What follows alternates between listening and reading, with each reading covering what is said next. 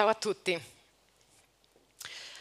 Allora, qualche anno fa è stato creato su Telegram un gruppo terribile, un gruppo all'interno del quale venivano inviati video e foto di donne senza il loro consenso e tanto altro.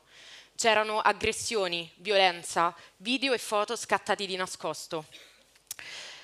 Una volta scoperta dell'esistenza di questo gruppo, io e tantissime altre persone abbiamo deciso di denunciare l'accaduto sui social. Così, grazie alle numerose segnalazioni e grazie alle misure legali che di conseguenza sono state adottate, questo gruppo è stato chiuso. All'interno di questo gruppo erano presenti anche un mio ex e dei suoi amici. Una volta che il gruppo venne chiuso, questo mio ex disse ad una ragazza che conoscevo: mo Eleonora vuole fare la femminista.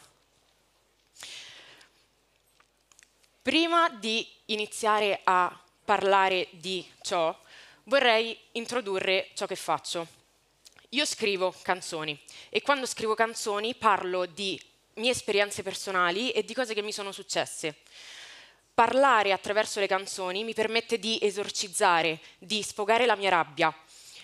Riesco attraverso le canzoni a tirare fuori cose che altrimenti molto spesso non riuscirei a tirare fuori. Ma soprattutto questo mi permette di essere ascoltata. Perciò il motivo per cui io mi espongo non è solamente un bisogno personale, ma è anche la necessità di riuscire a raggiungere più persone possibili che hanno vissuto o che stanno vivendo situazioni simili alle mie e farli sentire visti, farli sentire capiti.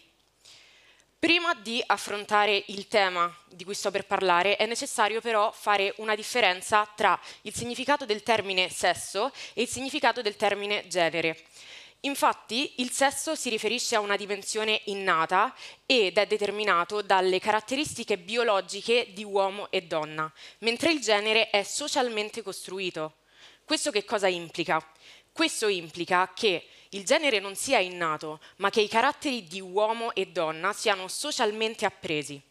Per esempio, il fatto che un tempo si pensasse che la donna dovesse rimanere a casa a badare ai figli e alle faccende domestiche, mentre l'uomo dovesse andare a lavorare, è stata considerata per tantissimo tempo quasi una gerarchia naturale, una gerarchia biologica, quando non è così, perché queste non sono caratteristiche innate, questa è una costruzione sociale.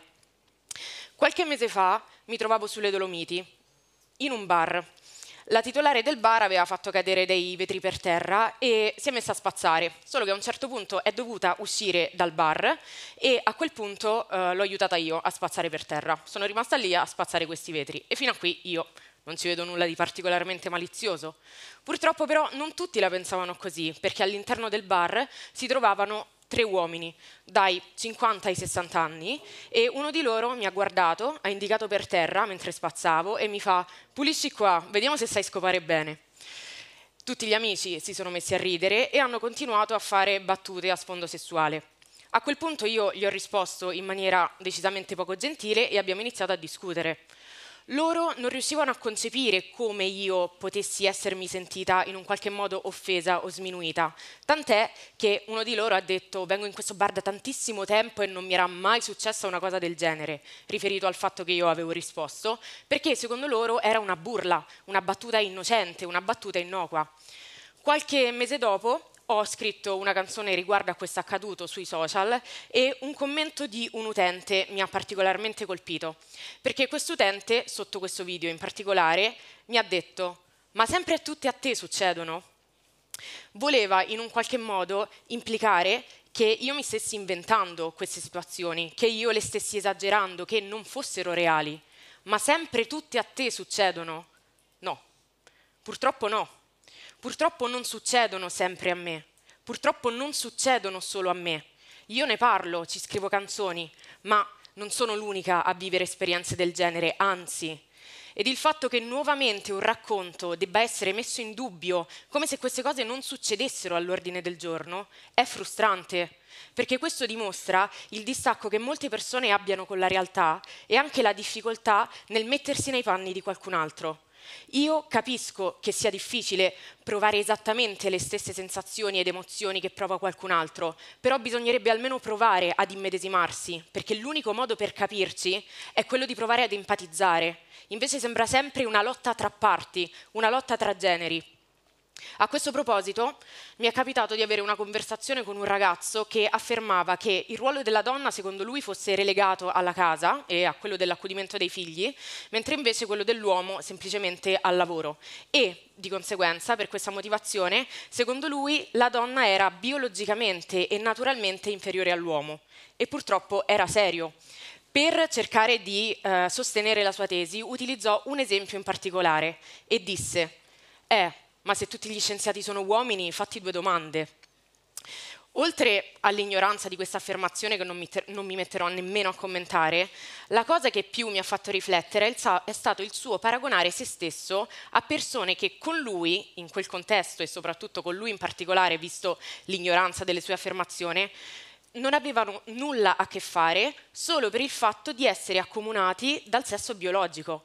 Perciò la domanda mi è sorta spontanea: che cosa ti dà il diritto di rivendicare la tua superiorità su qualcuno, in questo caso sulle donne, utilizzando come esempi cose che non hai fatto tu, cose che hanno fatto altri? Che cosa ti dà il diritto di paragonarti ad uno scienziato? Perché ti senti tanto simile a lui? Perché entrambi siete uomini? Mi sembra un ragionamento che manchi proprio di logica di base. Eleonora vuole fare la femminista. No, io non voglio fare la femminista. Io sono una femminista.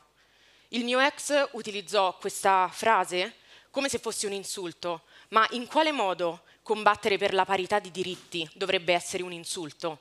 In quale modo dovrebbe esserlo? Esiste questa falsa concezione che vede il femminismo come un movimento che vuole togliere diritti agli uomini per conferirli alle donne, quando in realtà non è così, perché il femminismo vuole garantire la parità di tutte le parti. Infatti questa non è una crociata contro gli uomini, visto che anche loro sono vittime di questo sistema. Esistono moltissimi stereotipi che pesano anche sugli uomini, come lo stereotipo secondo cui l'uomo non possa piangere o mostrare le sue emozioni senza essere considerato debole, oppure lo stereotipo secondo cui sia sempre l'uomo a dover pagare. La matrice di base è sempre la stessa, la matrice patriarcale. Però questo non riguarda il femminismo, perché il femminismo vuole garantire la parità appunto di tutte le parti. Quante volte abbiamo sentito dire l'espressione "fai l'uomo"?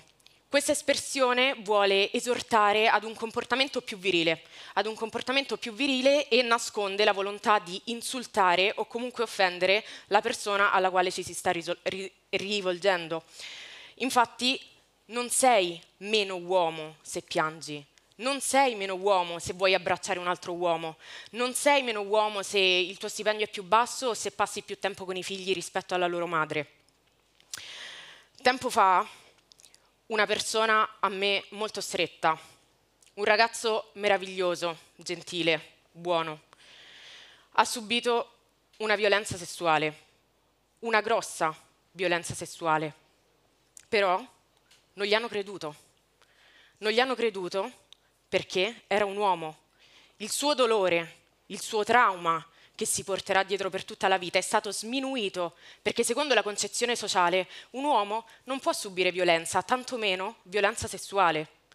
Lo sapete quanti anni aveva questa persona quando ha denunciato l'accaduto? 13. Aveva 13 anni e non gli hanno creduto. E io passerò il resto della mia vita a combattere affinché questa persona abbia la giustizia che merita, come affinché tutti gli uomini abbiano la giustizia che meritano, come affinché ce l'abbiano le donne, come affinché ce l'abbia qualunque altra persona. Perché questa non è una guerra, non è una lotta, non è una battaglia degli uni contro gli altri. Noi dovremmo provare a sostenerci, a venirci incontro, ma soprattutto ad aiutarci. Io ho bisogno di essere aiutata e voglio aiutare chi ne ha bisogno. Perciò aiutatemi, aiutateci e noi aiuteremo voi, non l'uno contro l'altro, ma l'uno accanto all'altro. Grazie.